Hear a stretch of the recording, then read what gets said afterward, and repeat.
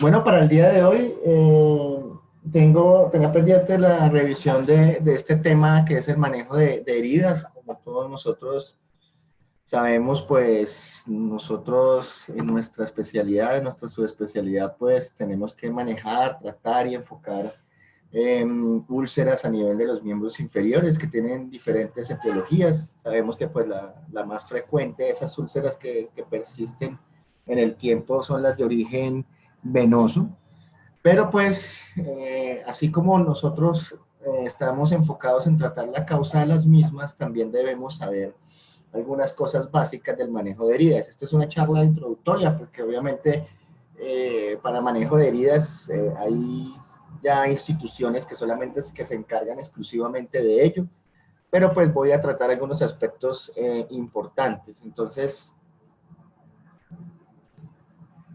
estos aspectos van a tratar sobre la definición de lo que es una herida, el proceso de cicatrización, la clasificación y tipos de cierre de las heridas, qué hace que una herida no sane, cuáles las bases de la evaluación de una herida, las bases del tratamiento, los diferentes apósitos y selección del apósito según el objetivo que yo tenga y las conclusiones sobre el manejo de heridas. Voy a ser muy concreto con la charla. Vamos a definir una herida como cualquier alteración de la estructura y función normales de la piel y de su arquitectura. Esto es muy importante tenerlo en cuenta porque nosotros debemos conocer el origen de la herida, qué ocasionó la herida y hacia dónde va el proceso de cicatrización de la misma. Si nosotros conocemos los mecanismos que la originaron, nosotros vamos a predecir de una forma muy acertada cuál va a ser la evolución de la herida y pues obviamente si hay un proceso en el cual esa herida no sane, vamos a tratar y vamos a saber qué es lo que está sucediendo. Entonces, obviamente, ¿qué es lo que va a haber? Va a existir una violación de la integridad de un tejido vivo, va a haber una alteración de la integridad tisular y esto va a tener como consecuencia la sección de los vasos sanguíneos y la exposición de la matriz extracelular hacia las plaquetas. Y como todos sabemos, cuando se expone el colágeno, se activa el factor 7 y eso es lo que va a precipitar la cascada de la coagulación inicialmente, que es como el primer proceso de la hemostasia ante las heridas. Y la cicatrización es un proceso que suele demorar años incluso, donde van a haber una secuencia de eventos bioquímicos compleja y ordenada que ocurre en respuesta de las lesiones del tejido y lleva a la reconstrucción de este, que puede ser una reconstrucción total o parcial. Y obviamente va a existir una reacción directamente proporcional al daño tisular que se ha tenido. Incluso heridas muy grandes pueden llevar al paciente a un proceso de reacción inflamatoria sistémica o incluso pues si la herida definitivamente tuvo una afección muy grave del órgano del tejido comprometido, pues este proceso de cicatrización va a ser muy severo y muy probablemente incompleto. ¿Qué es lo que yo tengo que tener en cuenta? Y esta es la diapositiva, tal vez esta diapositiva resume toda la charla. Si yo quiero que una herida sane, debo tener estas 4 condiciones. Primero, debo tener un buen aporte de oxígeno y de sangre hacia el tejido desvitalizado. Segundo, debo garantizar que en el proceso de la cicatrización de esta herida, el paciente se le remueva de forma adecuada el tejido desvitalizado. Tercero, debo garantizar que ese paciente tenga esa herida libre de infección. Y por último, debo garantizar un medio ambiente húmedo, que es el que garantiza que la herida vaya a sanar. Entonces, para eso es que van a actuar los apósitos. Los apósitos para las heridas deben eliminar el espacio muerto, controlar el exudado, prevenir el crecimiento excesivo de bacterias, garantizar un equilibrio de líquidos adecuado, ser rentable, ser manejable, que cualquier personal con un mínimo entrenamiento lo pueda manejar y obviamente pues que se siga o que ese apósito, ese sistema de cubrimiento de la herida permita ver cómo se va dando el proceso de granulación y epitelización para que la herida sufra cierre, o si la herida es muy extensa y tiene que cerrar por segunda extensión, que haya cobertura del tejido de esas heridas. Y tenemos que tener en cuenta siempre que las heridas van a estar colonizadas de forma permanente por bacterias sin implicar que estemos ante un proceso infeccioso. Por eso es que una de las peores técnicas que nosotros debemos hacer para, digamos, documentar la infección de un tejido, de una herida, es tomar un cultivo directamente de la misma, porque siempre va a salir positivo e incluso va a salir polimicrobiano. Nosotros tenemos muchas alternativas, pero de lo que yo he revisado, desafortunadamente, a excepción de algunas cohortes, no hay estudios randomizados, aleatorizados, que comparen que un apósito o un alginato o un dispositivo sea superior el uno al otro en cuanto a la efectividad para cada una de las etapas de la cicatrización, para que garanticen que la cicatrización se lleva a cabo. Hay experiencias de los grupos que, dependiendo de la situación particular de las heridas, y vuelvo a la diapositiva anterior, van a tener elementos, dispositivos que van a simplemente debridar el tejido, que lo van a tener libre de infección, o que simplemente van a garantizar que ese medio siga húmedo y que se dé la cicatrización de la herida. Entonces, pues obviamente, entre los elementos tópicos, esas terapias alternativas de las cuales disponemos para que exista un buen entorno de curación de la herida, debemos elegirlo de acuerdo a la fase de cicatrización que queremos intervenir, a la causa de la herida y a mantener ese medio ambiente húmedo para que se dé la cicatrización. Entonces, esto es más o menos el resumen de lo que sucede cuando hay una herida y se dan los diferentes procesos de cicatrización. Eso lo ampliaré más adelante.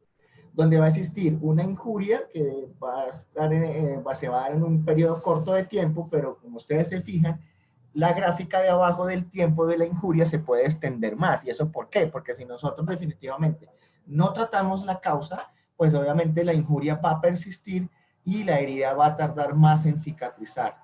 Casi siempre, el proceso de la cicatrización se queda en esta etapa, en la etapa inflamatoria.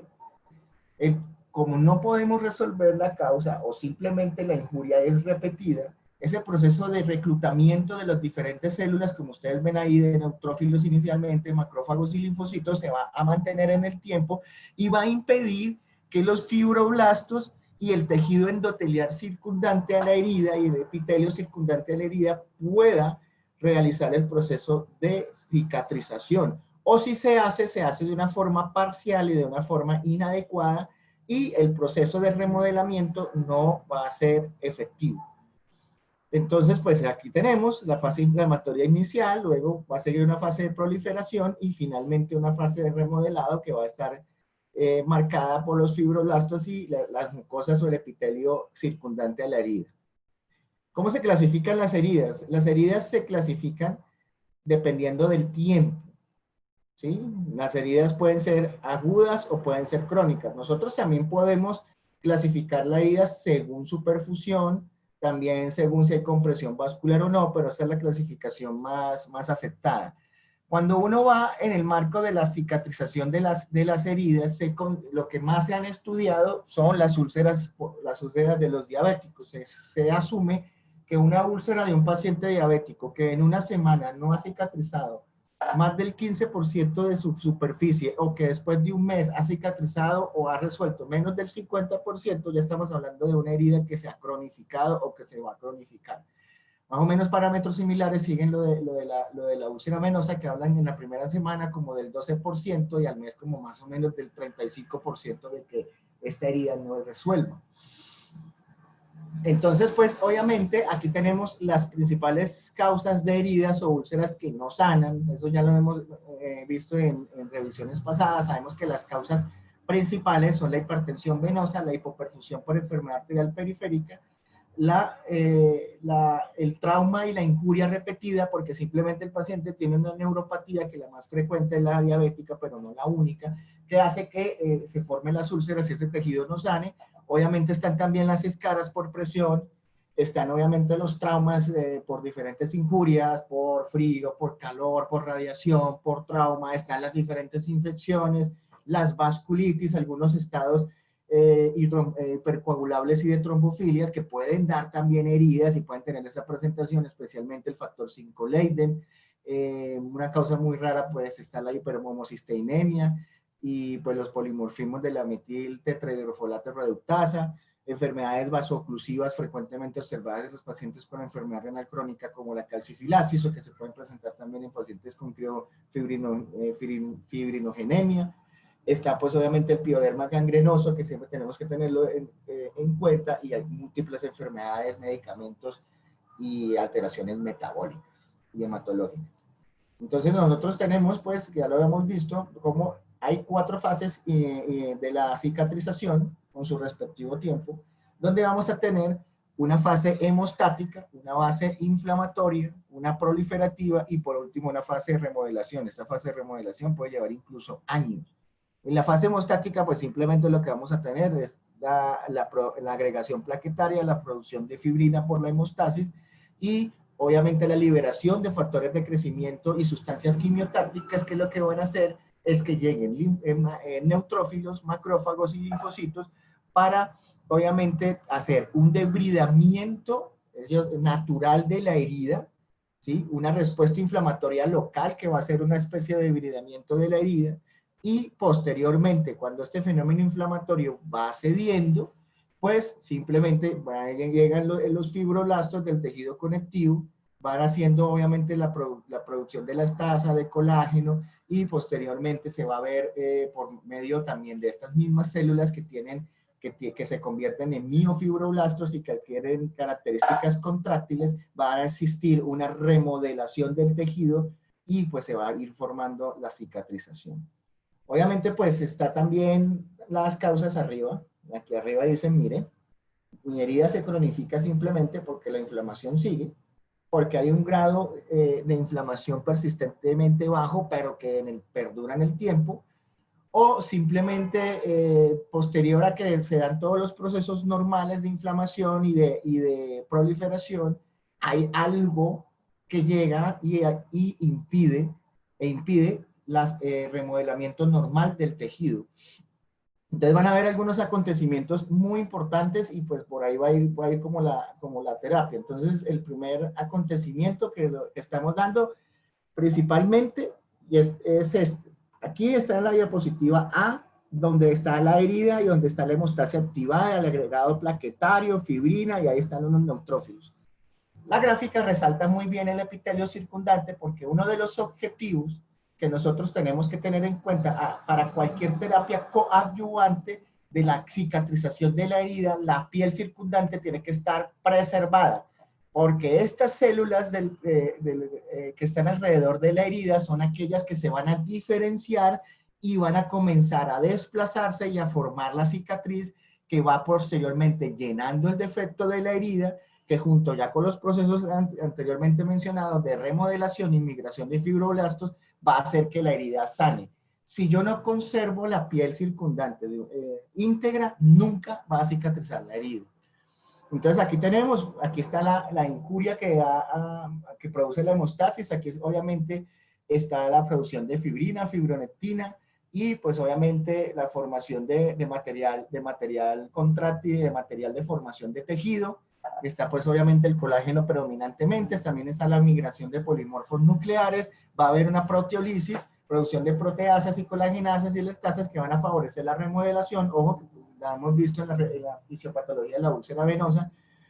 La poca producción de este material de tejido conectivo, junto con la exacerbación de las elastasas y las colagenasas, pues va a hacer que la herida no sane. Y por eso está por el otro lado también que las plaquetas van a producir factores de crecimiento, y esos factores de crecimiento son los que van a hacer sustancias quimiotácticas, y pues obviamente también va a haber proliferación del endotelio circundante y me va a favorecer la granulación y pues obviamente la cicatrización definitiva. Entonces ya tenemos en cuenta, aquí hay unos factores muy importantes, fíjense, aquí hay un fenómeno de vasodilatación muy marcado que se debe preservar para que la herida sane.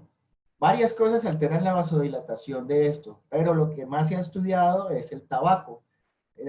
Se supone que la nicotina directamente hace una vasoconstricción que dura más o menos unos 45 minutos mientras está uno en el proceso de estar fumando, pero posteriormente el cuerpo equilibra esto y hace la vasodilatación correspondiente. Sin embargo, se ha visto ya en muchos estudios, esto sí tiene mucha evidencia, que los pacientes que han fumado tienen una peor cicatrización y una mortalidad más elevada cuando son sometidos a procedimientos quirúrgicos, sobre todo procedimientos quirúrgicos muy grandes.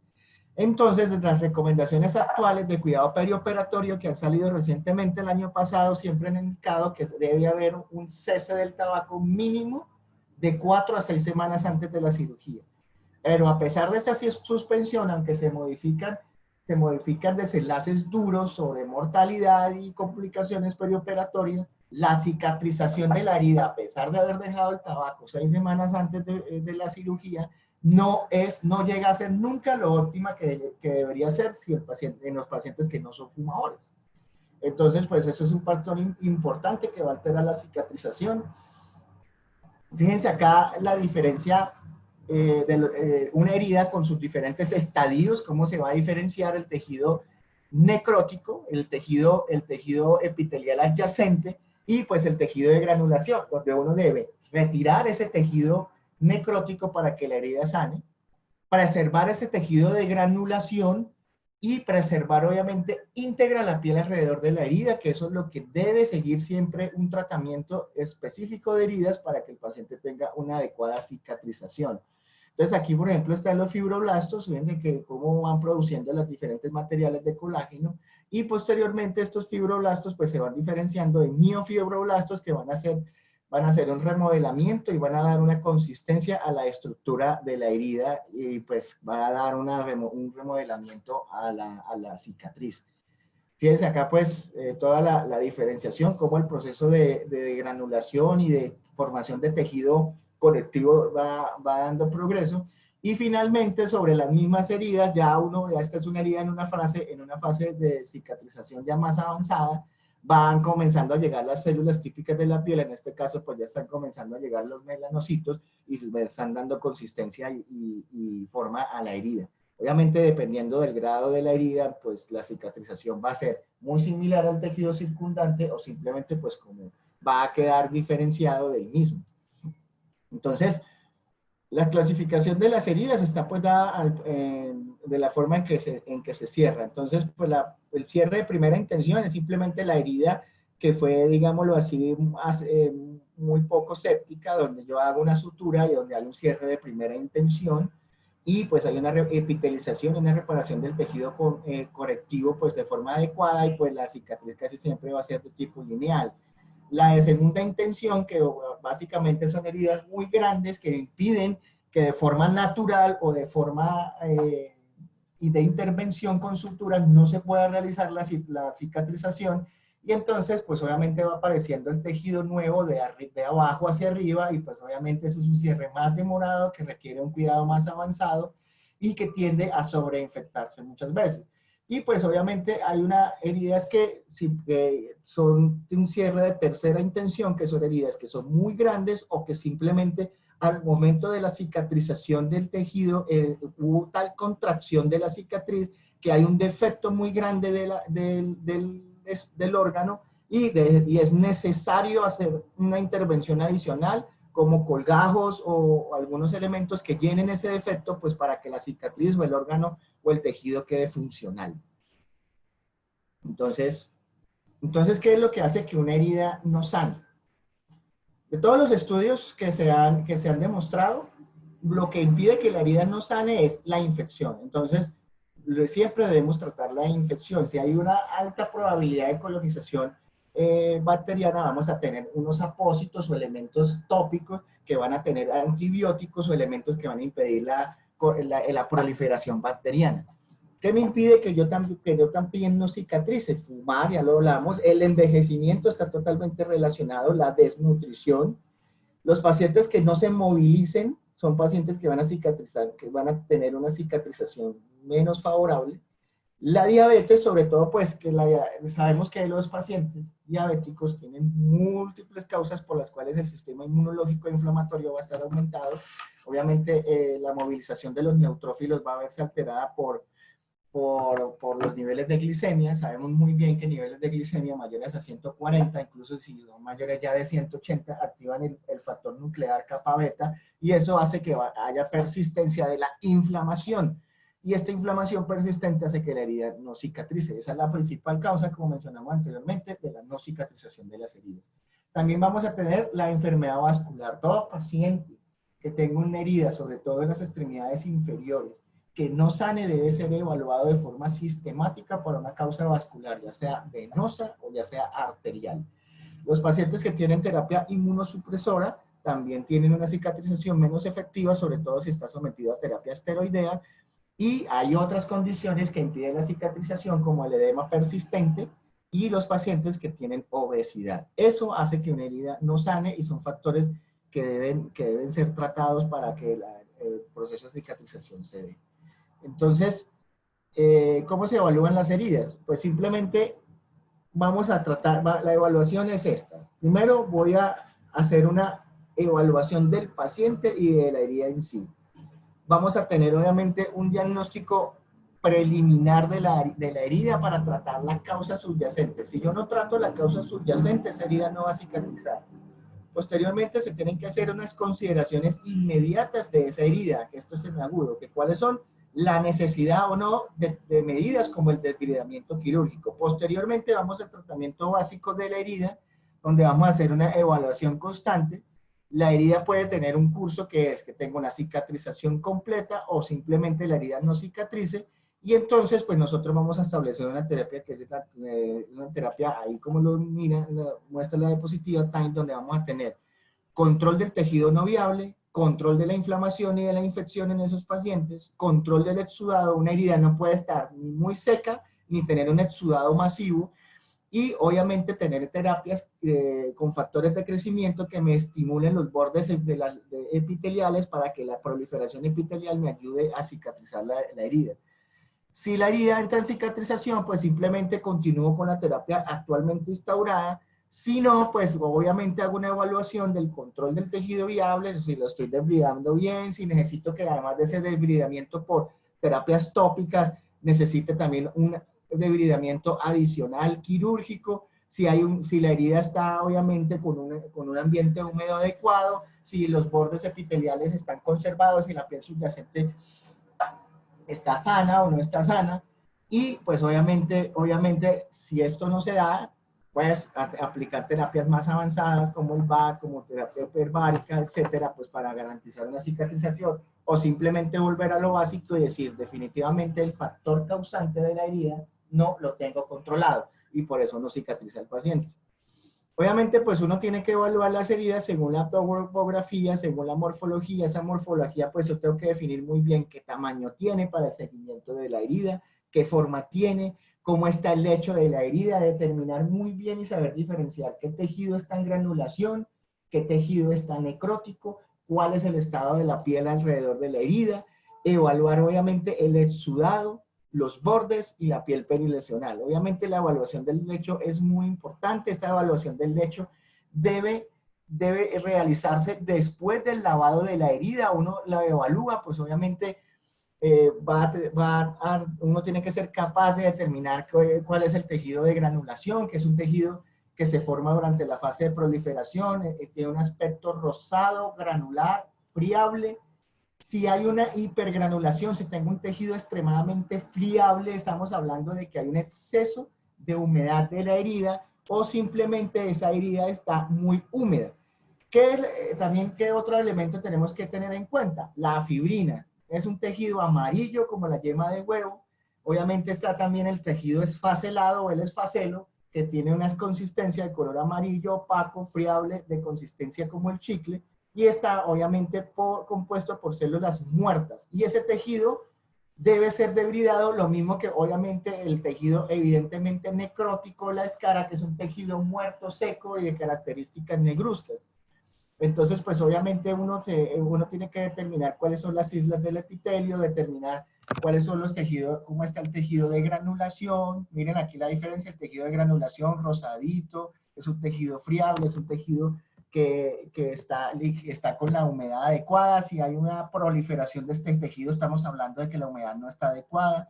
Fíjense aquí el efacelo, donde está el tejido que está muerto, que es de un color amarillo opaco, friable, consistencia ciclosa, que debe ser debridado. Y obviamente pues también estamos hablando pues allí de la consistencia amarillenta que está ahí. Esto es fibrina, obviamente la fase hemostática pues está actuando. Y por último pues obviamente este es un tejido de necrosis en una escara, es un tejido muerto, es un tejido seco, que pues también debe ser debridado, la herida no va a sanar.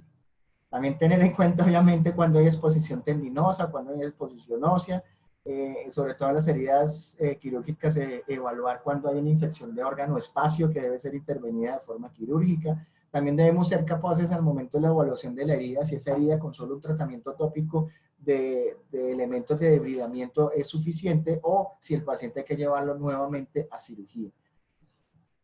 Debemos tener en cuenta unos términos en cuanto a la infección. La infección pues obviamente va a haber la contaminación, que son bacterias que no se van a multiplicar, simplemente la colonización, que son bacterias que se están replicando, pero que no hay una respuesta del huésped de tipo inflamatorio.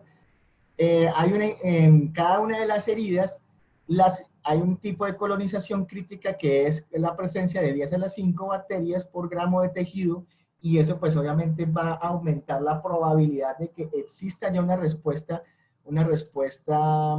sistémica y obviamente empeorar la condición del paciente. Y por último está la colonización más la respuesta del hospedero. Esta respuesta del hospedero básicamente, digamos que uno le pueden decir, no, que la herida puede exudar más, que el cambio del color del exudado, que el olor. Básicamente para uno tener una infección de la herida debe tener como un par de condiciones. Primero, la presencia de respuesta inflamatoria franca, tanto sistémica como de la piel circundante, que nos va a dar una infección de tejidos blandos adyacentes.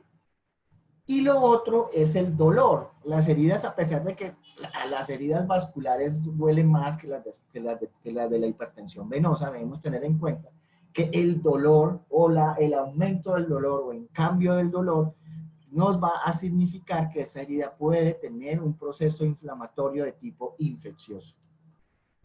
Entonces, ¿cuáles son los principios del tratamiento? Uno, evitar que esa herida se infecte. Y el otro es el control de la glicemia. Ojalá la glicemia nunca, que sea una preprandial menor de 140 y una postprandial que nunca supere los 180 miligramos por decilitro. Sobre todo, esto es muy importante en los pacientes diabéticos o en los pacientes que son ancianos. ¿Qué otra cosa tenemos que hacer? Simplemente debemos desbridar la herida. Debemos diferenciar los tejidos, como ya les mencioné antes, el tejido de granulación, que no debe ser retirado, a menos que tenga una hiperproliferación y esté con una exudación mayor de la deseada y debe ser manejada. Vamos a tener que retirar los tejidos desvitalizados, los tejidos contaminados y todos los materiales utilizados o de sutura para el manejo de la herida, y simplemente, pues obviamente, ese debridamiento lo puedo hacer de tres maneras. Lo puedo hacer quirúrgico, lo puedo hacer enzimático mediante manejo tópico, o lo puedo hacer biológico, que pues en algunas circunstancias se utilizan este tipo de largos que pues tienen algún tipo de efectividad. En cuanto a la irrigación, esto es muy importante, la dejé de último porque la irrigación es un elemento muy importante, porque es la base del inicio de la terapia de heridas. Yo tengo que irrigar. Han probado diferentes técnicas de irrigación, diferentes líquidos, agua, solución salina, yodopovidona, pero la verdad no hay ningún estudio que me diga que algo sea superior a simplemente echarle agua. Echarle agua a una presión no mayor de 15, se me olvidó la medida, de 15 pulgadas por centímetro cuadrado de tejido. O sea, tiene que ser menor de eso. O sea, no puedo hacer una irrigación a chorro, sino que tiene que ser algo muy, muy suave, que el tejido que esté muy hiperproliferativo o el tejido desvitalizado friable salga, pero pues tampoco tengo que tener una presión muy alta porque simplemente voy a hacer un daño más a la injuria. De todos los agentes de debridamiento, hay múltiples, yo los puedo utilizar, obviamente cada uno de ellos es una charla, algunos prefieren la colejonasa, la bromelaína, la papaína, pero en todo caso, de los que se han estudiado, tal vez el que tiene más evidencia sea la colagenasa como una forma de debridamiento enzimático efectiva para este tipo de heridas. Lo que sí es claro es que estos tipos de debridamiento, dentro del 100% de la curación de una herida, aportará un 5%. O sea, si yo no trato la herida, si no trato la infección, si no nutro al paciente, si no hago todas esas, si no trato causa, pues simplemente ese paciente no va a cicatrizar nunca. Entonces, pues obviamente tener la herida adecuadamente, bajo una adecuada proliferación, debridamiento, va a garantizar una adecuada cicatrización. Este pues, es un ejemplo, obviamente, de debridamiento biológico con larvas, que pues obviamente también ha probado ser efectivo. Vuelvo y les digo, no hay unos estudios randomizados, aleatorizados que me digan que sea superior a un debridamiento enzimático. Lo que sí es cierto es que no debo dejar de tener en cuenta el debridamiento manual o el quirúrgico, cuando sea necesario, porque muchas veces estas medidas quedan insuficientes. Aquí surge un problema adicional, y por eso coloco esta frase tan famosa que es el ser o no ser, y es, venga, ¿cuál es el tipo de cubrimiento de la piel? ¿Cómo voy a vestir yo esa herida? Primero que todo, sabemos que las heridas es mejor cubrirlas que tenerlas a la exposición al aire libre, sobre todo si ese paciente tiene una herida muy grande. Lo segundo es que, obviamente, lo más básico que uno debe tener es que uno debe manejar esa herida con gasas. Y esas gasas se hacen con gasas húmedas, con solución salina normal o agua corriente, y se coloca sobre la herida, y esas gasas se cubren con otras capas de gasas secas, que pues obviamente a medida que la gasa humedecida se seca, se adhiere a los tejidos superficiales, y luego cuando ya pasa más o menos, que el tiempo como estimado de decir cuándo reviso o no reviso una herida no está definido, pero se ha establecido que un tiempo prudente es de 2 a 3 días para retirar esas gasas, y obviamente garantizar que ese medio húmedo no se pierda, no se ponga ni muy seco, ni haya una hiperexudación de la herida. Y obviamente pues se retiran las gasas, es como la forma básica o como el primer elemento de vestido, de cubrimiento o de curación de las heridas. Ahora, ¿cuál es la desventaja de este tipo de terapia? Que simplemente las gasas que ya estén secas, porque se deben retirar cuando estén secas, y repito, eso más o menos pasa entre 2 a 3 días. Esas gasas secas se pueden llevar tejido de granulación, y pues obviamente van a hacer que la herida se inflame más y no sane. Lo importante también de todos estos vestidos o de todos estos gasas o cubrimientos de la herida es tratar un elemento crucial para conservar el microambiente adecuado de la herida, que es impedir que exista el espacio muerto. Entonces, pues obviamente hay otras medidas, como por ejemplo la terapia con presión negativa, que va a impedir que este espacio muerto persista y pues la herida pueda sanar. De los apósitos y la selección apropiada, pues obviamente la verdad son demasiados. O sea, memorizarlos todos es difícil. Esto es un tratamiento multidisciplinario, una persona muy experta en eso. Lo que sí está claro es que las tablas están del tipo de herida que yo quiera, de cómo esté sanando la herida, si definitivamente no está sanando, si está muy húmeda, si necesito un debridamiento adicional al quirúrgico. Asimismo voy a seleccionar los apósitos y el tipo de cubrimiento. Entonces, pues obviamente, ¿yo qué tengo de la terapia tópica? Pues yo tengo factores de crecimiento, tengo antisépticos y antimicrobianos, y tengo apósitos y cubrimientos especiales de la piel. Muchos de estos elementos están, sobre todo los antisépticos y antimicrobianos, están basados en yodo, plata y miel. Entonces, pues, eso es lo que nosotros debemos tener en cuenta al momento de tener. Acá está la larga lista de los diferentes agentes tópicos y materiales de cubrimiento. ¿Yo en qué me baso en elegir uno o el otro? Pues simplemente en conocer sus opciones y en tratar de no hacer más daño. Entonces, por ejemplo, el alginato, no usarlo en heridas que están muy secas o muy necróticas, lo mismo que la miel. No se puede utilizar en pacientes que tienen obviamente alergia a la piel o que le pueda llegar a causar un daño por efectos osmóticos. Muchos de estos elementos van a absorber el exudado de forma importante. Entonces, pues obviamente yo tengo que no ponerlo en piel o en heridas que tienden a estar secas. Todos estos elementos que están aquí, el hidrocoloide, la miel, los alginatos, van a tener una función, ya sea los dos primeros de absorber el fluido, obviamente para en heridas que están muy hiperexudativas, o los otros tener también establecer una terapia hidratante en heridas que estén muy secas, ¿sí?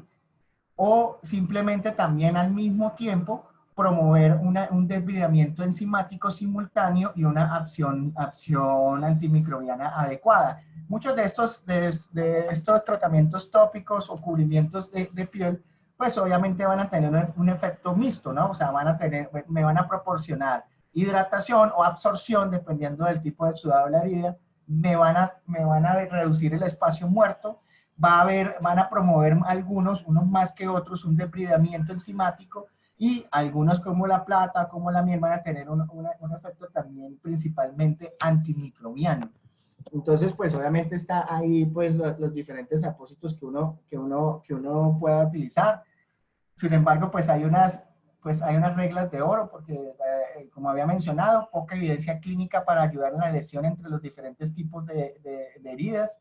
Sin embargo, pues los principios básicos son que la hidrogel son muy adecuados para la etapa de desbridamiento. Los apósitos de baja adherencia mantienen el equilibrio de humedad para la etapa de granulación, y los apósitos de baja adherencia para la etapa de epitelización. O sea, voy a preferir hidrogeles cuando yo estoy recién debridando una herida en su etapa inicial, una herida recientemente realizada, o que yo voy a instaurarle una terapia complementaria para la cicatrización, o que yo vea que exista mucho tejido desvitalizado, mucho esfacelo, mucha escara, mucho tejido muerto, y pues así mismo después voy reemplazándolos por apósitos de baja adherencia que mantengan el equilibrio de humedad, y posteriormente unos apósitos de baja adherencia ya para la etapa de epitelización, que ya no necesariamente, lo más importante es que no se me adhieran, más allá de que absorban o hidraten la herida, porque ya en la etapa de epitelización ya lo que debo garantizar es que tenga un microambiente adecuado a la herida y los factores de crecimiento se estén dando. Entonces, pues obviamente la perfección del vestido lo llamo yo el cubrimiento, pues obviamente nada es perfecto, pero pues debe ser capaz de absorber el exceso de líquido de la herida, proteger la herida de daños mecánicos o cáusticos adicionales, prevenir la invasión o proliferación bacteriana, se ajusta a la forma de la herida del espacio muerto, y al mismo tiempo desbrida el tejido necrótico. Y aunque la perfección no es posible, sin ayuda no se puede hacer que estos pacientes no sanen adecuadamente. Entonces, pues obviamente no debe macerar el tejido viable circundante, no debe desprender fibras o compuestos que puedan formar una reacción a cuerpo extraño. Debe eliminar el dolor en los cambios de apósito, debe minimizar los cambios de apósito. Por eso hay algunos tipos de cubrimientos que incluso no se destapan hasta la semana, que sean económicos, disponibles y una larga vida útil. Y lo otro, que es una característica importante, es que estos apósitos sean transparentes y permitan ver cómo está la herida. Entonces, pues, obviamente hay diferentes tipos de apósitos. Están los semisoclusivos, que proporcionan un medio húmedo que favorece la reepitelización de las heridas de espesor parcial, evitando la producción de costro y contribuyendo con el debridamiento. Ahí están, pues, obviamente las espumas, el hidrogel, los hidrogeles, el alginato de calcio, algunos productos biológicos, y cada uno de ellos tienen acción en cada una de las diferentes etapas de cicatrización ya anteriormente expresada. Obviamente, por ejemplo, los hidrogeles que van a tener una función más de rehidratar y debridar, ahí pues están las marcas comerciales. Las espumas que van a tener una acción principalmente de absorción en las heridas que tengan una marcada exudación. Obviamente, aquí están algunos apósitos que me van a reducir la carga bacteriana, pues como el Sorbac o el Curtisor, dependiendo del grado de colonización o si he visto que la herida se ha infectado o está en un proceso infeccioso activo. Está también, pues, apósitos de control de metaloproteinasa, sobre todo cuando yo veo que el paciente tiene una fase hiperproliferativa muy grande, muy grande, está sudando mucho, entonces pues obviamente lo voy a instaurar ese tipo de apósito. Todos esos apósitos tienen un propósito muy específico para ayudar al control de la herida, ya sea desde el punto de vista de la sudación o desde el punto de vista de disminuir carga bacteriana. Mire, por ejemplo, acá ya hay algunos productos biológicos que se utilizan, como por ejemplo pieles sintéticas. Miren que acá están las úlceras, están indicadas en úlceras neurotróficas y venosas resistentes a otros manejos que se puede hacer obviamente la instauración de este tipo de terapia. Está obviamente este que es comercialmente muy usado, que tiene que es un apósito hidrocoloide con múltiples componentes de celulosa, gelatina y pectina, que obviamente lo que me van a favorecer es tener un triple efecto angiogénico, de absorción de la humedad y del debridamiento autolítico. Miren que cada una de esas geles, pues puedo seguir hablando de cada una de ellas, va a tener una acción específica sobre la etapa de la cicatrización y el tipo de herida. Por ejemplo, acá están los apósitos de hidropolímeros, pues que son espumas. Obviamente las espumas casi siempre van a tener una acción absortiva sobre las heridas, sobre las heridas de granulación, sobre todo los apósitos que están basados en colágeno, que me van a favorecer mucho la parte de granulación. Cada uno de estos apósitos tienen un papel específico sobre el tipo de herida que yo estoy tratando. Fíjense cómo la colagenasa me van a ayudar en esas heridas hiperproliferativas con tejido friable, inflamatorias. Y pues ya sabemos, la selección del apósito va según los objetivos. Entonces, si hay mucho tejido necrótico, ¿yo qué tengo que hacer? Un debridamiento, ya sea quirúrgico, mecánico o manual, enzimático y biológico. Y obviamente utilizar un debridamiento autolítico donde están las hidrogeles, los hidrocoloides, y pues obviamente también apósitos basados en miel que van a favorecer esa parte. Si la herida no tiene un componente necrótico fuerte, debo saber si está infectada o no. Si está infectada, pues de forma superficial lo que voy a hacer es colocar antibióticos tópicos o apósitos con efecto antimicrobiano que pues me van a favorecer la disminución de esa carga bacteriana, o simplemente ya me toca desbridamiento quirúrgico agresivo, descartar sobre todo en heridas quirúrgicas abdominales, infección órgano-espacio, y pues aplicar antibióticos y lo que se tenga que realizar. Obviamente, pues aquí están los apósitos y los diferentes cubrimientos que yo puedo utilizar que son muy buenos para disminuir carga bacteriana. Y pues obviamente si hay un exudativo, importante, determinar pues obviamente espumas, o si están las heridas secas, al contrario, en vez de utilizar espuma, utilizo hidrogeles, y dependiendo obviamente si el exudado o está siempre muy cerca de la herida, a superficial o a profundo, depende también el tipo de apósito o terapia a instaurar. Siempre debo cuidar la piel sana circundante. Determinar obviamente lo más importante, sobre todo para la elección y el tratamiento de la herida, es elegir el tipo de tejido y en qué etapa está la herida. Entonces, pues obviamente en lo que está en amarillo, que es ese tejido rosadito, ese tejido que a veces, que si está muy exudativo es muy friable, pues es un tejido de granulación que yo debo cuidar, es el que más requiere tratamiento. Obviamente el más indicado a sus propósitos es el Aquacel. El verde, miran ahí lo que alumbra el verde, que es el tejido amarillo, es el tejido necrótico, friable, faselado.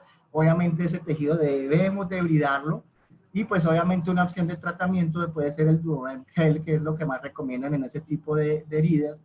Y por último, lo que está en azul, que es el tejido de la piel sana y la epidermis, requiere protección, y la opción del tratamiento pues obviamente puede ser el Aquacel o el Duoderm Gel, pero lo más importante es que evitar que esa piel tenga trauma o que tenga injuria persistente en la piel. Entonces las conclusiones, ¿sí? La buena evaluación de la herida determina su manejo. Cada herida es un mundo diferente y requiere abordajes específicos. En caso de retraso en la cicatrización, siempre se debe buscar la causa. Y obviamente el uso apropiado de apósitos avanzados disminuye el tiempo de la cicatrización, pero repito, no es lo más importante es tratar la causa y garantizar que el huésped tenga unas buenas condiciones para la cicatrización. Esto era lo que les tenía para hoy. Muchísimas gracias. Es un tema muy, muy extenso porque hay personas expertas en esto, pero debemos conocer y no ser ajenos desde el punto de vista de la especialidad de este tipo de terapias para ayudar a nuestros pacientes en su salud. Muchas gracias.